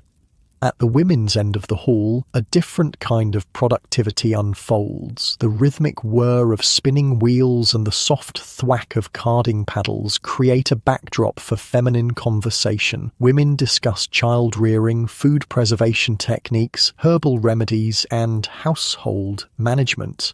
Vital knowledge passed from mother to daughter, neighbour to neighbour. Midday brings a communal meal, not a feast by any standard, but a pleasant change from eating only with immediate family. Each household contributes something small to the pot: a handful of dried vegetables, a few pieces of salt fish, a portion of precious grain. Together these meagre offerings become a substantial pottage that fills the hall with savoury steam. The village priest blesses the food before eating begins. His role extends far beyond Sunday services and occasional sacraments. He is teacher, record keeper, mediator, and moral authority, one of the few villagers with any formal education, however limited by modern standards. "Any word of the poachers, Father?" someone asks as wooden bowls are distributed for the meal. The priest's face remains carefully neutral. "They rest and pray," he says. "God's judgment will be revealed in 2 days' time." No one presses for details. The 3 men, their bandaged hands sealed with the church's wax, are being kept in a small room attached to the church. Not quite prisoners, not quite patients, but somewhere in between as they await divine verdict on their wounds. As the communal meal winds down, the hall's atmosphere shifts subtly. The practical work of the morning gives way to afternoon storytelling, a vital part of medieval entertainment and education combined. With daylight precious and physical energy limited by winter's challenges, tales provide both diversion and instruction with minimal expenditure of resources. "Master Edward," calls Anne, the tanner's wife. "Surely you remember the tale of Sir Gareth and the Green Knight? The children would love to hear it again." Your father looks momentarily uncomfortable with the attention, but medieval communities expect each member to contribute their talents to the common good. His skill as a storyteller is well known, having been passed down from his own father. "Well," he begins, settling on a bench where the hall's largest fire casts dramatic shadows across his weathered face. "It happened in the days of good King Arthur, when England was young and magic still walked openly among us." Children abandon their small tasks to gather at his feet, eyes wide with anticipation. Adults continue their work but tilt their heads to listen, momentarily transported from the harsh realities of medieval winter to a world of knights, honour, and clear moral choices. Your father's voice takes on a different quality as he tells the tale, deeper, more confident, almost musical in its cadence. This is oral tradition at its finest, stories preserved not in books, which few can read, but in memory and voice, passed from generation to generation with small variations that keep them alive and relevant. "The Green Knight was taller than any mortal man," he continues, his hands gesturing to indicate impossible height, his skin and beard as green as summer leaves, his eyes burning like emerald fire. You've heard this story dozens of times, yet it never loses its power. The children gasp at the description, already captivated. Even the adults smile with anticipation of favourite parts to come. As the tale unfolds, the mysterious challenge, the beheading that doesn't kill, the year-long quest, the final test of honour, you observe how perfectly it embodies medieval values. Courage, faith, honesty and loyalty are rewarded. Pride, deception and cowardice are punished. The moral is clear without being stated explicitly. Virtue leads to salvation, sin to destruction. When the story concludes with Sir Gareth's triumph and return to Camelot, the hall erupts in appreciative murmurs. For a brief time, the cold, hunger, and constant work have been forgotten, replaced by the warmth of shared experience and cultural connection. Other stories follow, some heroic like your father's tale, others humorous or cautionary. An old woman recounts how St. Cuthbert protected travellers in a terrible storm. The blacksmith tells a bawdy tale of a merchant tricked by his clever wife, earning roars of laughter from adults and confused looks from children. The priest contributes a parable about charity that serves as both entertainment and gentle reminder of Christian duty. Through it all, work continues. Hands card wool, repair tools, mend clothing, and prepare materials for tomorrow's tasks. Medieval productivity rarely pauses completely, even during leisure. As afternoon fades toward evening, families begin gathering their things to return home. Precious daylight is waning, and each household must tend to animals, prepare evening meals, and secure dwellings before full darkness falls. The community time has been valuable, both practically and socially, but individual survival still demands the majority of attention. Your family walks home together through the blue shadows of late afternoon. The temperature continues to drop as the sun sinks toward the horizon and breath hangs in the air like small personal clouds. No one speaks much. Energy conservation becomes instinctive in extreme cold. At home, the evening routine unfolds with practiced efficiency. Your father and brothers check snares and fishing lines, yielding one small rabbit today, a welcome addition to the evening pottage. Your mother and sister tend the fire and prepare the meal, stretching limited ingredients with skill born of necessity. Grandmother sorts through dried herbs hanging from the rafters, selecting those needed for both cooking and simple medicines. This division of labor isn't just cultural, it's survival strategy. Each person has specific responsibilities that, when completed properly, maximize the household's chances of making it through another day. The evening meal is simple but sufficient: barley pottage enriched with the rabbit and a handful of dried vegetables preserved from summer's garden. Everyone receives a roughly equal portion, though you notice your mother taking slightly less than others. This quiet self-sacrifice is common among medieval parents, particularly in winter when food is scarce. As darkness claims the village completely, your family settles around the central hearth for the day's final activities. Medieval evenings are necessarily limited by light. Precious candles and lamp oil are saved for emergencies or special occasions. Most households rely entirely on firelight after sunset. In this gentle, flickering illumination, quiet handwork continues. Your father returns to his carving from the previous night. Your mother and sister spin thread from carded wool. Grandmother teaches your youngest brother to make a simple trap from twigs and string. You help scrape and prepare the rabbit skin for later use. Nothing is wasted, each part of the animal serving some purpose. Conversation is sporadic and practical. Observations about weather, plans for tomorrow's tasks, speculation about when the Lord will call for labour service again. Absent are the entertainments that will eventually fill evening hours. No books, games, or diversions beyond occasional stories and the simple pleasure of family company.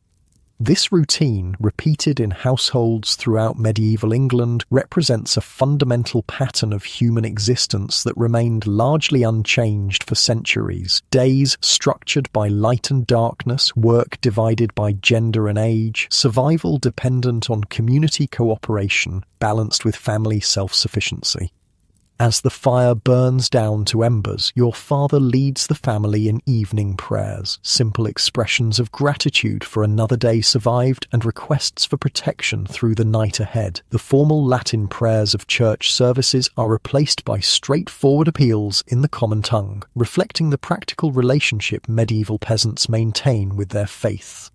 Sleep positions are assumed around the fire, bodies arranged to maximize shared warmth through the bitter night. The animals settle in their corner, their breathing adding to the chorus of human sounds that fill the small space.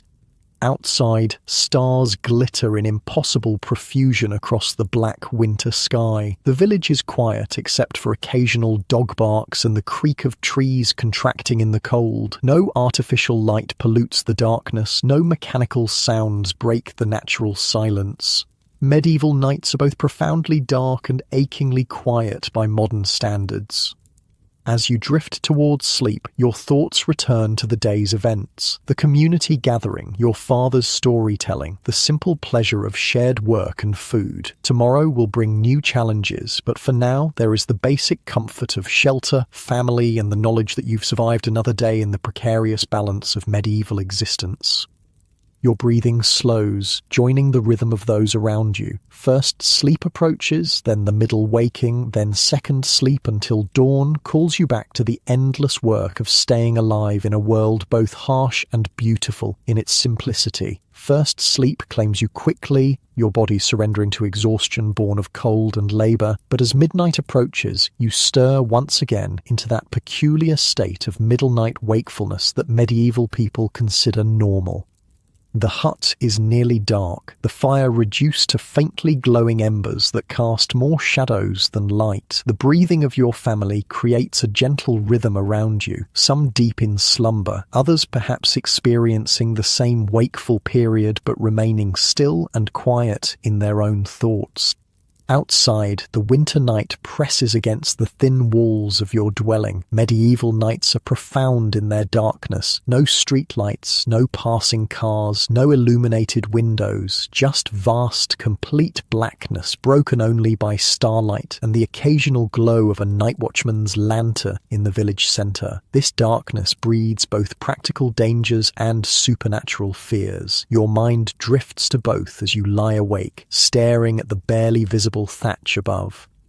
The practical threats are numerous and real. Fires can start from poorly banked hearths, consuming entire villages before anyone can respond. Thieves might take advantage of the darkness to steal precious food stores or livestock. Wild animals, wolves especially, grow bold with winter hunger, sometimes venturing into villages to snatch chickens, goats, or even children. Can't sleep? The whispered voice startles you slightly. It's your mother, awake on her straw mattress across the hearth.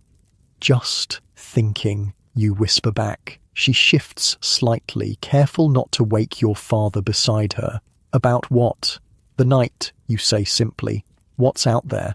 She makes a small sound of understanding. Medieval people have a complex relationship with night. It's a time of vulnerability, mystery, and danger, but also reflection, rest, and occasionally wonder. Your grandfather used to say that night is when the world holds its breath, she murmurs, when everything that is and everything that might be stand side by side. This poetic thought seems at odds with the practical woman who stretches meagre food supplies and works from dawn to dusk.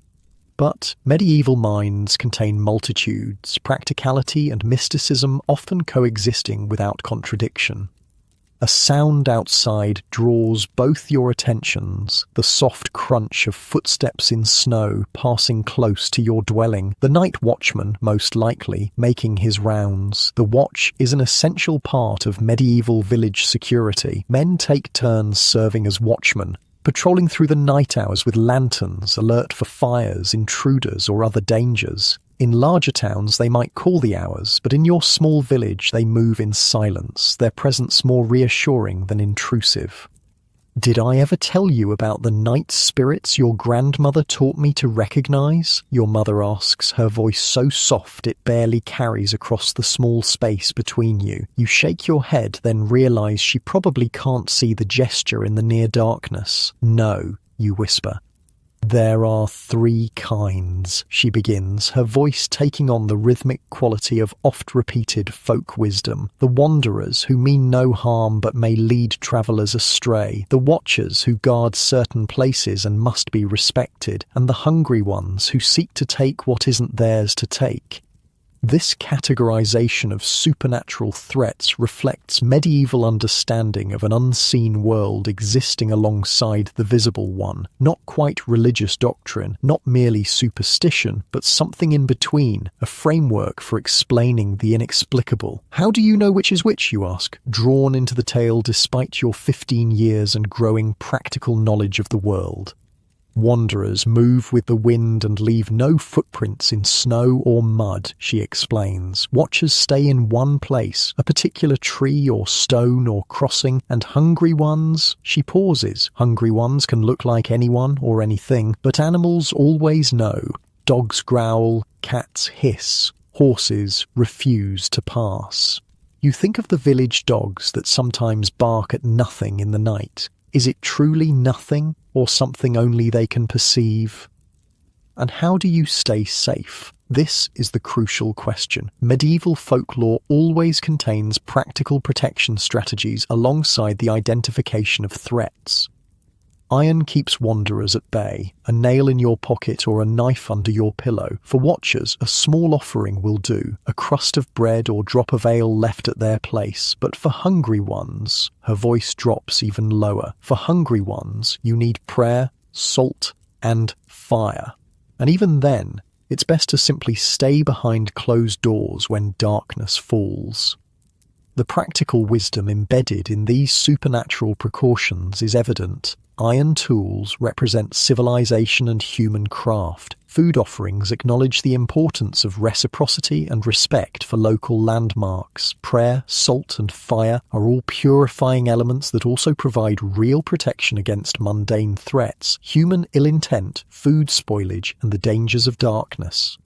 A sudden howl from the distant woods sends a shiver down your spine. Wolves, not supernatural but dangerous nonetheless, especially in lean winter months when hunger drives them closer to human settlements. They won't come to the village, your mother reassures, hearing your sharp intake of breath, not with fires and dogs and men.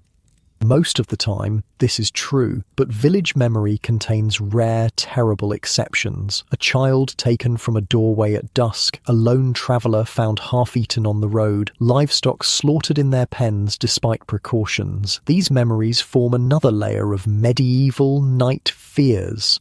Not supernatural, but natural dangers magnified by darkness and isolation. Try to sleep, your mother suggests gently. Dawn comes early, and there's much to do tomorrow. You nod in the darkness, settling back onto your straw mattress. Outside, the night watchman's footsteps fade as he continues his rounds. Somewhere in the distance, an owl calls. A sound medieval folklore associates variously with wisdom, death omens, or simply good hunting. Your thoughts drift to the three poachers, locked in the small room beside the church, their burned hands throbbing in the night. Do they lie awake as you do, contemplating dangers both seen and unseen? Do they pray for clean healing or resign themselves to further punishment? Medieval justice, like medieval knights, contains elements both practical and mysterious. The ordeal by hot iron serves both as punishment and as appeal to divine judgment, pain and prayer intertwined in a system that acknowledges both worldly authority and spiritual power. As your mind wanders these paths, tiredness begins to reclaim you. Second sleep approaches, deeper than the first and typically lasting until dawn breaks. Your breathing slows, your thoughts grow less coherent, and the gentle sounds of your family fade into the background of consciousness. Dreams come, as they do for all medieval sleepers. In a world without modern entertainment or constant stimulation, dreams hold special significance. Sometimes seen as mere reflections of daily life, other times as portents or messages from beyond.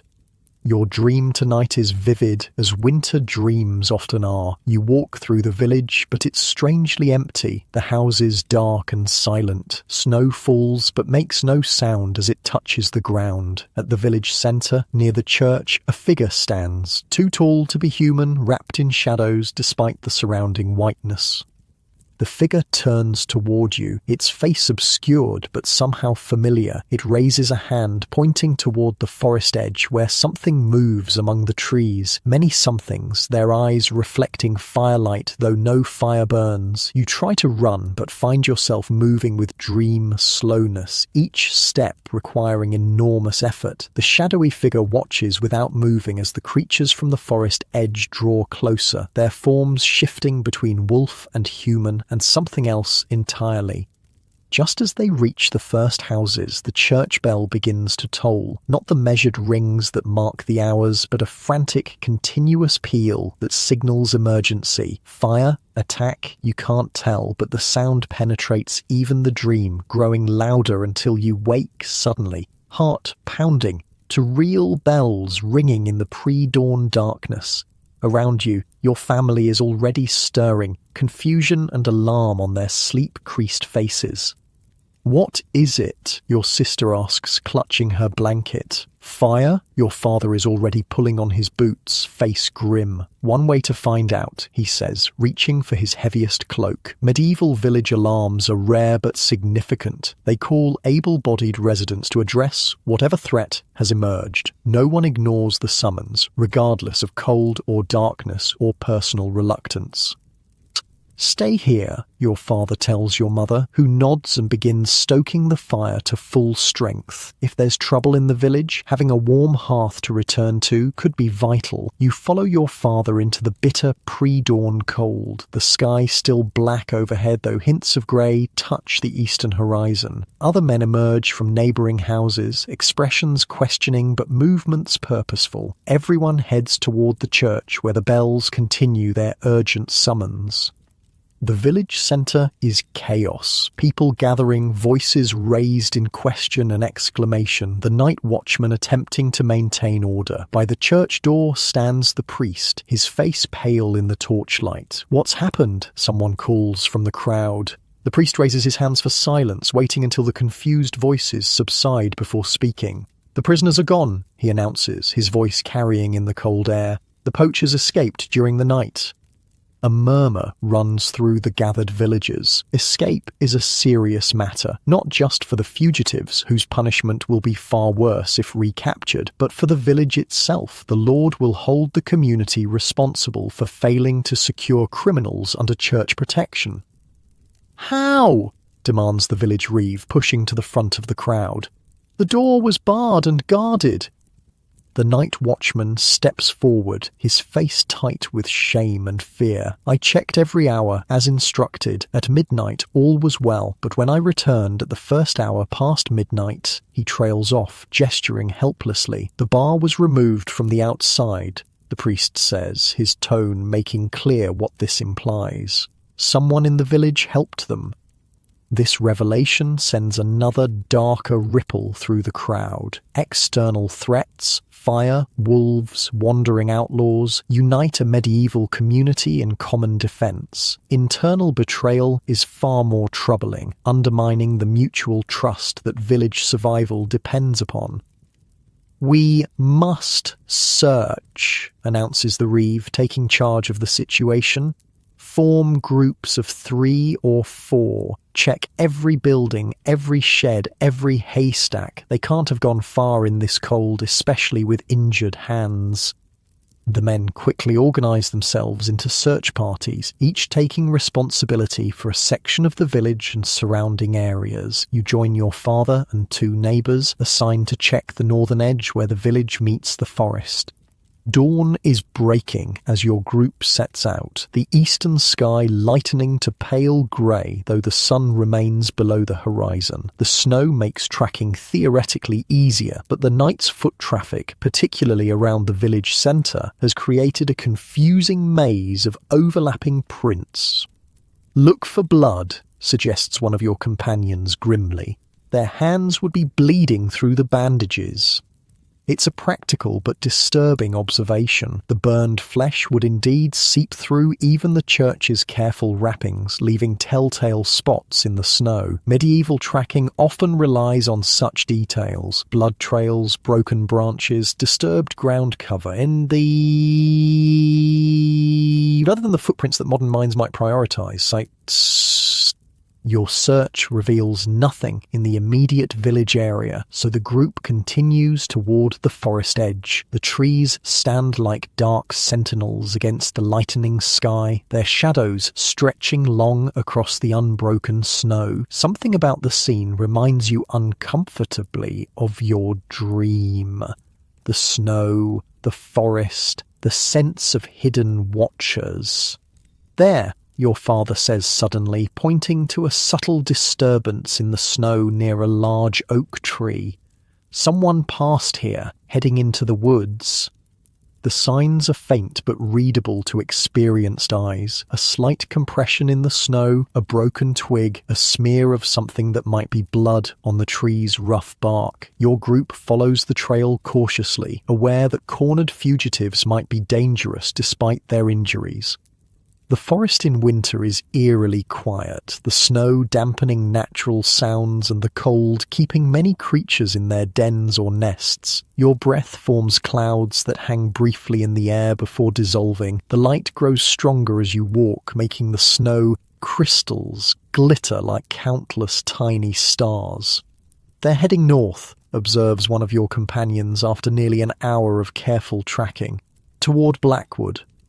This observation sends a chill through the group that has nothing to do with the temperature. Blackwood, where the dancing sickness has already claimed 6 lives. Why would the fugitives head there of all places? "Perhaps they don't know," suggests your father, though his tone indicates doubt. News travels between villages even in winter, carried by peddlers and travellers. The poachers would likely have heard of the affliction before their capture. "Or perhaps they do know," says the oldest man in your group darkly, "and hope pursuers will fear to follow." This perspective, that the fugitives might deliberately use the threat of sickness as protection, reflects the medieval understanding of disease as something almost tangible, a danger that can be approached or avoided through deliberate choice rather than invisible contagion.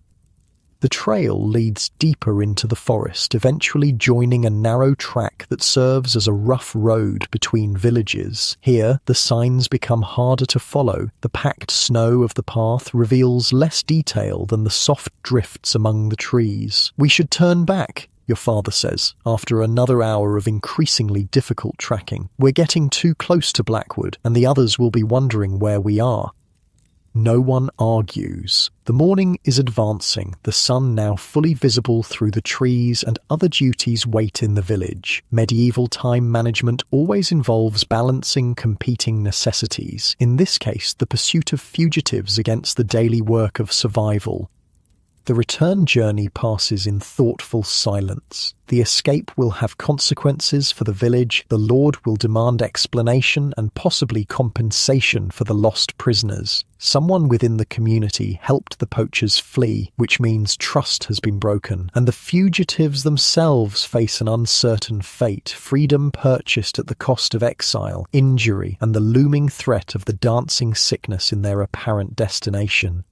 As your group emerges from the forest edge, the village comes into view below, smoke rising from multiple chimneys into the clear winter sky. Other search parties are also returning, their body language suggesting similarly unsuccessful efforts. The bell has stopped ringing, the immediate emergency replaced by the need to return to normal routines. Your father sighs, his breath clouding before him. "Well, that's that," he says pragmatically. "They're in God's hands now, for better or worse." This fatalistic acceptance is characteristically medieval, acknowledging human limitations and surrendering outcomes to divine will. You've done what could be done. The rest belongs to forces beyond your control. Back in the village, the Reeve is collecting reports from each search party, his expression growing increasingly grim as the unanimous failure becomes clear. The fugitives have truly escaped, at least for now. "The Lord will hear of this," he announces to the gathered men. "Expect his steward by midday. Keep searching when you can, but return to your usual work. The fields won't plough themselves come spring." This practical reminder that life and work must continue regardless of unusual events disperses the crowd quickly. Medieval survival leaves little room for extended disruption of routine, even for significant incidents like an escape from justice. Your father heads toward home, where breakfast and chores await. You follow, your mind still partly in the forest, partly on the fugitives making their way toward a village gripped by terrifying sickness. Were they desperate enough to risk the dancing plague? Or did they have some other plan, some knowledge or destination not evident in their tracks? These questions fade as you enter the warmth of your hut, where the morning pottage steams in its pot and your mother looks up expectantly.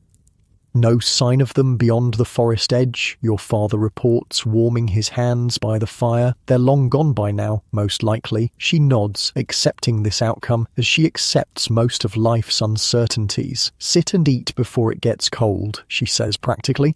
"No sense chasing shadows on an empty stomach."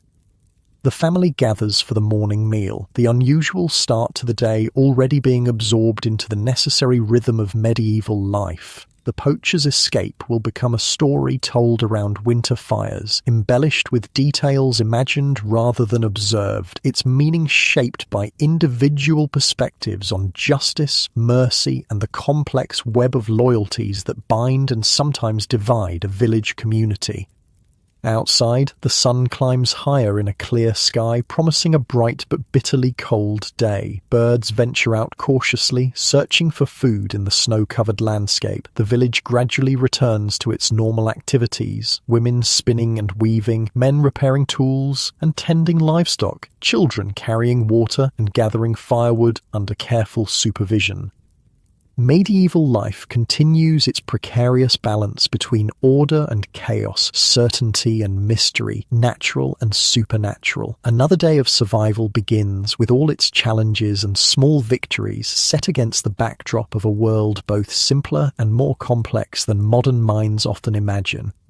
The Lord's steward arrives at midday, just as the Reeve predicted. His horse's hooves break the crusted snow as he rides into the village centre, back straight, expression severe. Medieval authority moves with deliberate visibility, a reminder of power structures that shape every aspect of village life.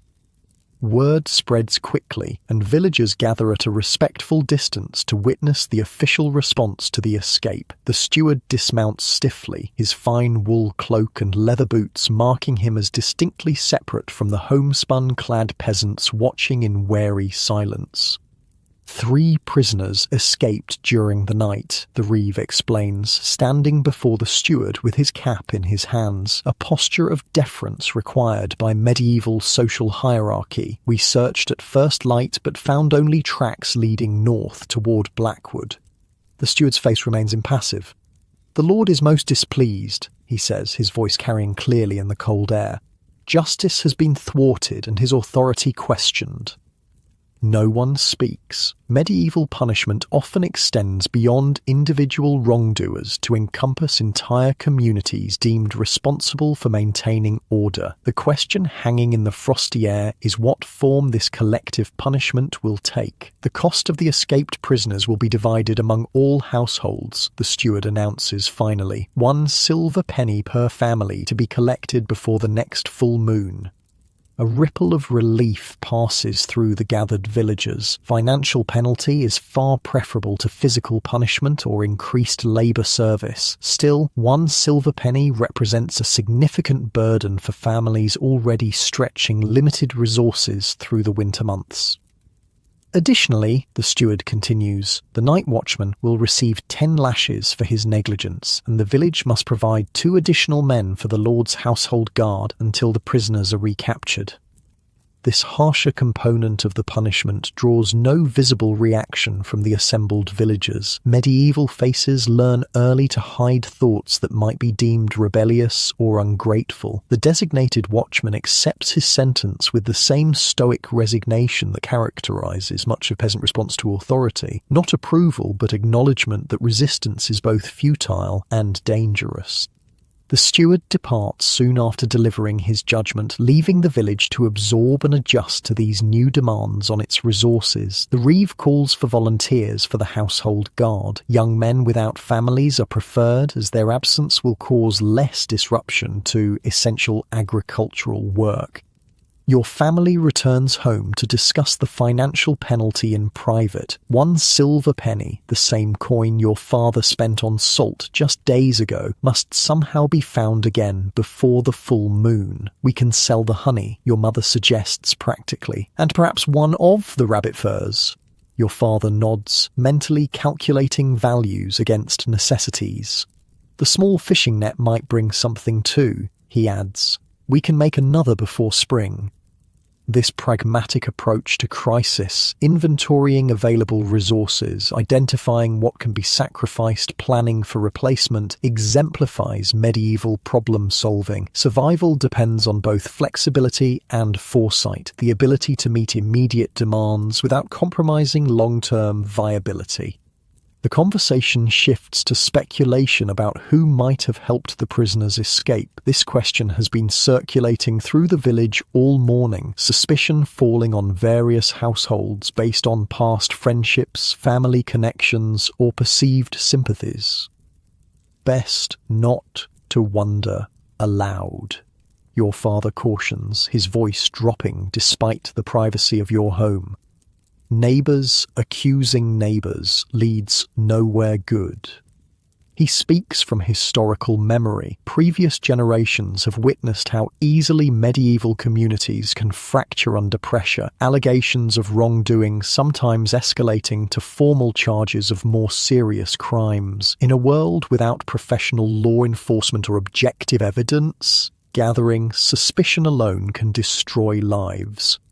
The remainder of the day passes in necessary work, tending animals, checking stores, preparing food, mending tools and clothing. Medieval winter offers few idle hours, regardless of unusual events or additional burdens. The fundamental tasks of survival continue their relentless rhythm. By evening, the village has largely absorbed the morning's disruption. The watchman has received his punishment, administered publicly as both specific consequence and general warning. 2 young men have been selected for the Lord's Guard and will depart tomorrow with minimal belongings. Financial penalties have been acknowledged and planning for payment begun in each affected household. This rapid return to routine reflects medieval resilience, the capacity to endure hardship, adjust to new demands, and continue functioning despite constant challenges. It's not stoicism in the philosophical sense, but practical adaptation born of necessity. Those who cannot bend under pressure break, and broken people rarely survive medieval winters.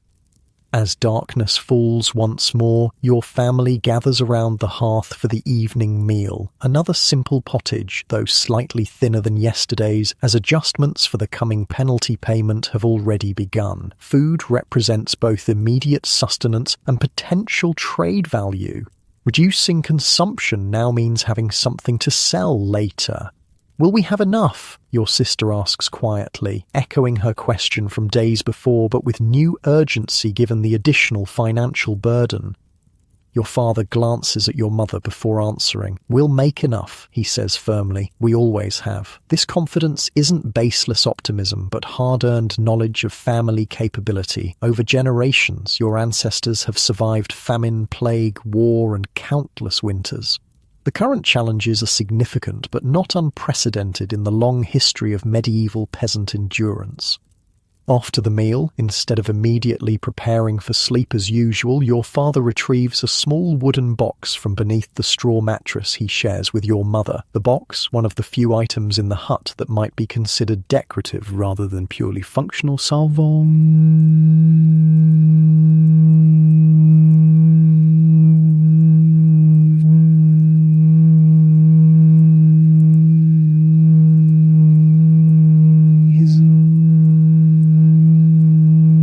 Rather decades ago, simple geometric patterns adorning its lid and sides.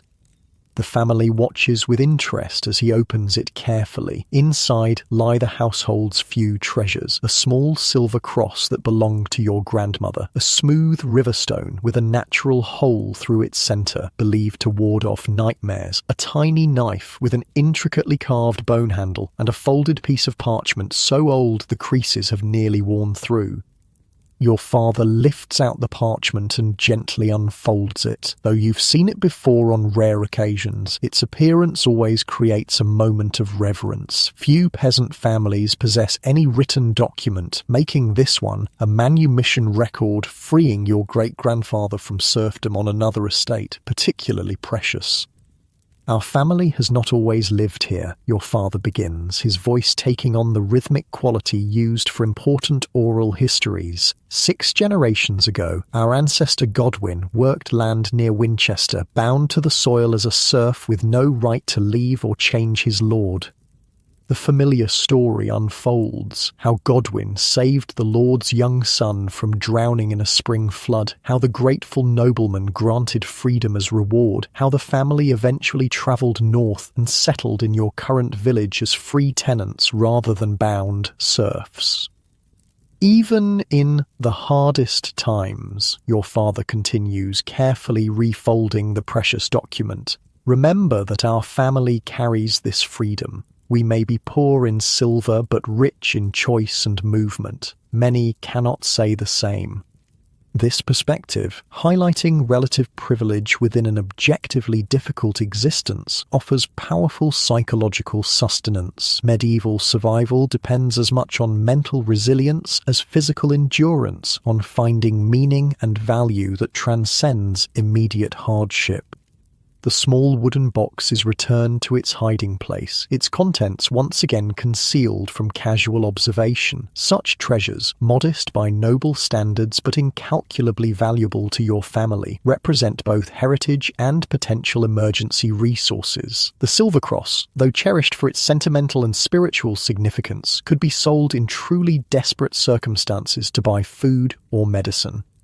This balance between preservation and pragmatism characterizes medieval relationship with possessions. Nothing is so sacred it cannot be sacrificed for survival if absolutely necessary. Nothing practical is discarded merely because it's old or worn. Everything serves multiple purposes, exists in multiple dimensions of value. As the evening deepens toward night, conversation dwindles and activities slow. Bodies tired from daily labor gradually arrange themselves around the central hearth, preparing for sleep's first phase. The fire is banked carefully, enough embers preserved to rekindle flame in the morning, but low enough to minimize the risk of sparks during unattended hours. Tonight, perhaps because of the day's events or the family history recently revisited, your thoughts turn toward the broader context of your medieval existence as sleep approaches. You live in a world defined by limits and governed by forces largely beyond individual control. Weather determines crop success or failure. Lords determine labor requirements and taxation levels. Church authorities shape moral understanding and community ritual. Diseases appear mysteriously and claim lives seemingly at random. Yet within these constraints, medieval people exercise remarkable agency and creativity. They develop sophisticated techniques for food preservation and production. They create tools precisely adapted to specific tasks. They establish complex social networks of mutual support and obligation. They transmit practical knowledge across generations through stories, demonstrations, and apprenticeships.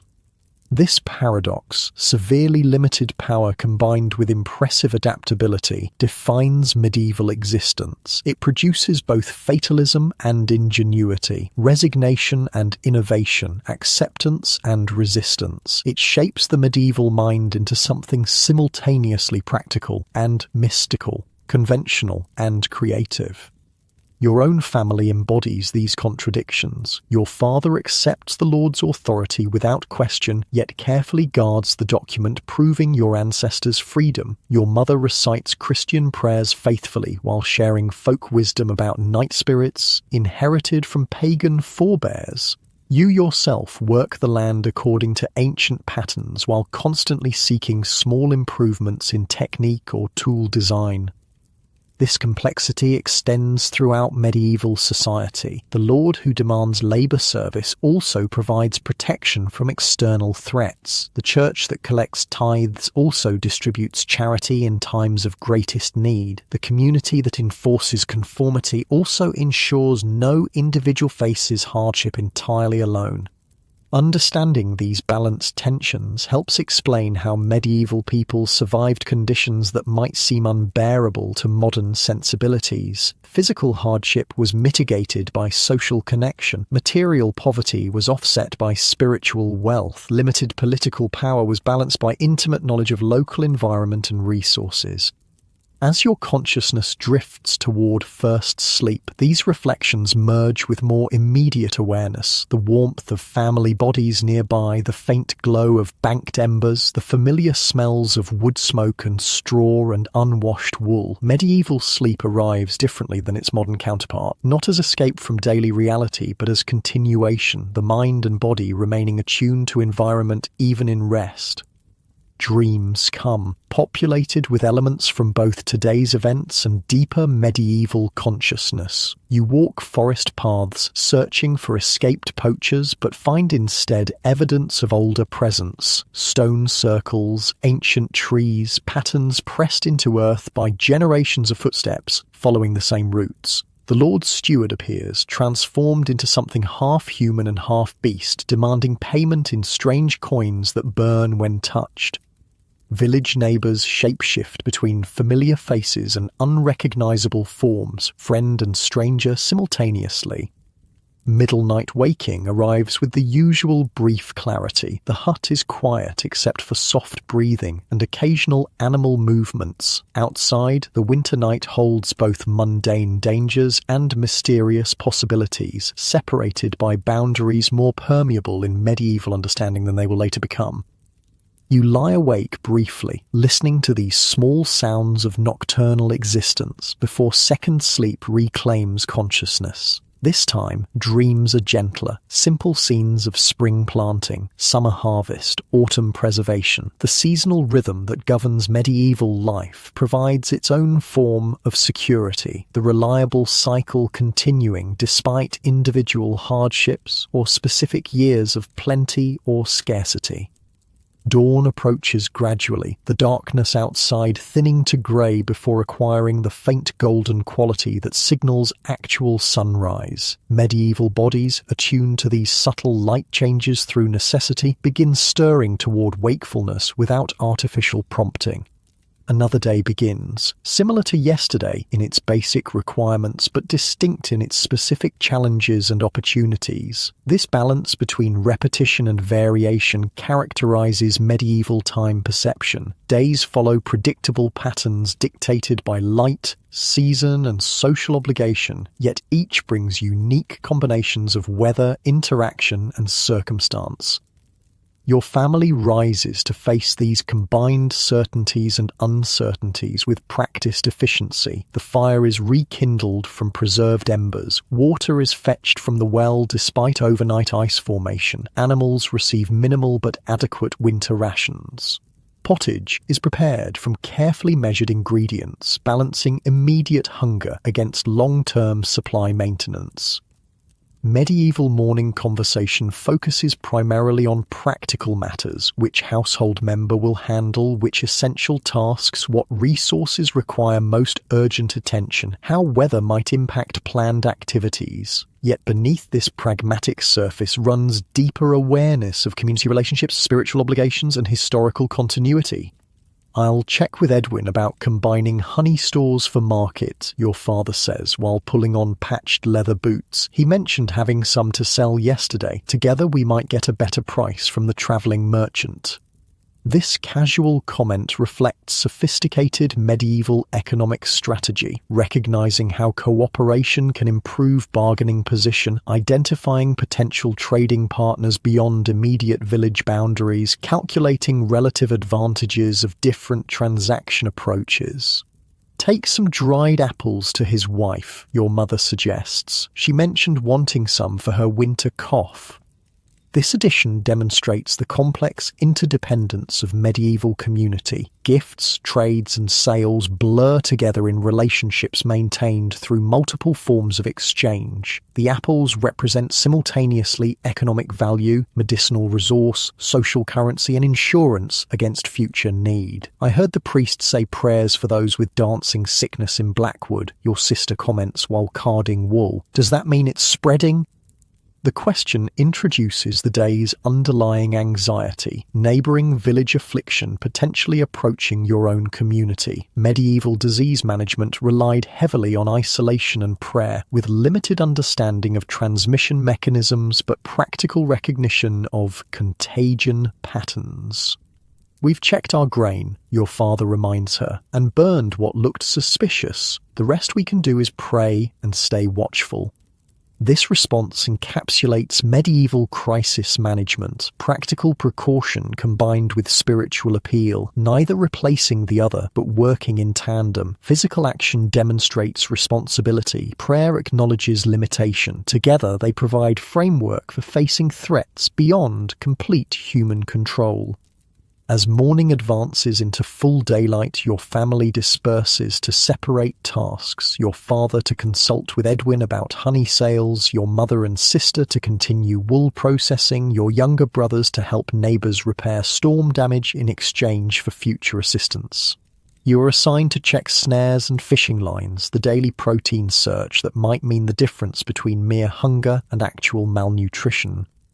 The snow crunches beneath your feet as you follow familiar paths through forest edge and along the partially frozen stream. Medieval winter offers strange beauty alongside its dangers. Crystalline formations decorating bare branches, animal tracks telling stories of nocturnal journeys, momentary sunbreaks creating diamond-like sparkle across untouched snowfields. Your mind wanders as you check each empty snare, resetting with fresh bait and adjusted positioning. You think about the escaped poachers, now presumably near or within Blackwood village. You wonder about the dancing sickness and whether prayers might actually protect against its spread. You calculate how many days until the silver penny must be paid and what items might need to be sold to raise the amount. These thoughts, practical, spiritual, social, flow together in medieval consciousness without artificial separation. The natural and supernatural occupy the same mental space. Economic concerns intertwine with community obligations. Personal survival connects directly to family and village welfare. At the final snare location, you find unexpected success. A large hare caught cleanly by the neck, its white winter coat stained red where the simple trap did its work. The meat will feed your family for 2 days at least, while the pelt adds to saleable resources for meeting the Lord's penalty payment. This small victory, more luck than skill, though proper snare placement certainly contributed, brings disproportionate satisfaction. Medieval existence magnifies such moments, each successful capture or harvest or crafted item representing not merely immediate benefit, but affirmation of continued survival ability. As you carefully remove the hare from the snare, a sense of connection flows between your hands and those of countless ancestors who performed identical actions in identical necessity. This continuity provides powerful psychological support. You are not alone in your struggles, but part of an unbroken human chain extending backward through generations who faced similar challenges and forward through descendants who will inherit your knowledge and resilience. Walking homeward with the hare secured to your belt, you notice how the winter sun has already begun its early descent toward the western horizon. Medieval winter days offer limited productive hours, requiring careful time management and prioritization. Activities demanding good visibility must be completed while light remains. Tasks possible by firelight are reserved for evening hours. The village comes into view, smoke rising from each dwelling into the clear afternoon sky. Despite its poverty and precariousness, the site evokes profound belonging. This small collection of humble structures represents security, identity, and continuity, concepts as vital to medieval well-being as physical necessities. Your family receives the hare with quiet appreciation rather than excessive celebration. Medieval emotions typically display moderation. Neither exaggerated joy nor dramatic despair serves survival purposes. The success is acknowledged, the resource appropriately valued, but work continues without interruption. The merchant comes tomorrow, your father informs you, while inspecting the hare's pelt. Edwin has agreed to combine honey supplies. With this fur added, we should raise half the payment amount at least. This planning illustrates medieval economic adaptation, identifying multiple small resources that together might meet larger obligations. No single item or activity provides complete security. Survival depends on diverse approaches and contingency awareness. As daylight fades toward evening, the family once again gathers around the central hearth. The hare simmers in the cooking pot, its rich aroma filling the small space. Everyone contributes to necessary tasks, mending clothing, carving wooden implements, processing wool, sorting dried herbs, while sharing observations from the day's separate activities. This evening routine represents medieval life's fundamental rhythm: dispersal for specialized work, followed by reconvening for shared sustenance and communication. The pattern balances individual contribution against collective benefit, autonomy against interdependence, specialized knowledge against common purpose. Darkness falls completely outside, bringing the familiar transition to nighttime consciousness. Medieval evenings without artificial light naturally encourage inward focus, quieter voices, smaller movements, greater attention to subtle sounds and sensations. The fire's flickering illumination creates both practical visibility and hypnotic visual interest, its dancing shadows performing on rough walls like primitive entertainment. As your family settles into sleep positions around the banked hearth, your thoughts drift toward the fundamental resilience that defines medieval survival. Despite harsh conditions, limited resources, rigid social structures, and constant physical challenges, people not only endure, but create meaning, beauty, and connection. They develop sophisticated agricultural techniques precisely adapted to local soil and climate conditions. They craft tools with remarkable ingenuity using available materials. They establish complex social networks balancing competition with cooperation. They transmit practical knowledge through generations while remaining adaptable to changing circumstances. This resilience, physical, psychological, social, spiritual, represents humanity's fundamental survival strength. The medieval period, often portrayed as uniformly dark and desperate, actually demonstrates incredible human capacity for adaptation and perseverance. As sleep approaches, your awareness gradually shifts from medieval hardship to modern comfort. The straw mattress beneath you transforms into a supportive memory foam surface. The smoky hut becomes a temperature-controlled bedroom. The constant background worry about food security fades into modern abundance. Yet something valuable remains from your medieval journey: appreciation for simple comforts, recognition of human adaptability, connection to historical continuity, and gratitude for both material and social resources that support well-being. Medieval people survived through community, knowledge, adaptability, and resilience, qualities that remain relevant across centuries of technological change. Their experience reminds us that human strength exists not despite limitation, but often because of it, constraints fostering creativity and challenges building capacity. As you drift towards sleep in your modern bed, far from the medieval hardships you've witnessed, perhaps you carry this wisdom forward: the recognition that comfort is relative, survival is collective, and resilience comes in many forms. Let the medieval rhythms of first sleep, gentle waking, and second sleep guide your own rest tonight. Like countless generations before, surrender to darkness, knowing that light will return, challenges will be met, and human ingenuity will continue finding paths through whatever difficulties tomorrow brings.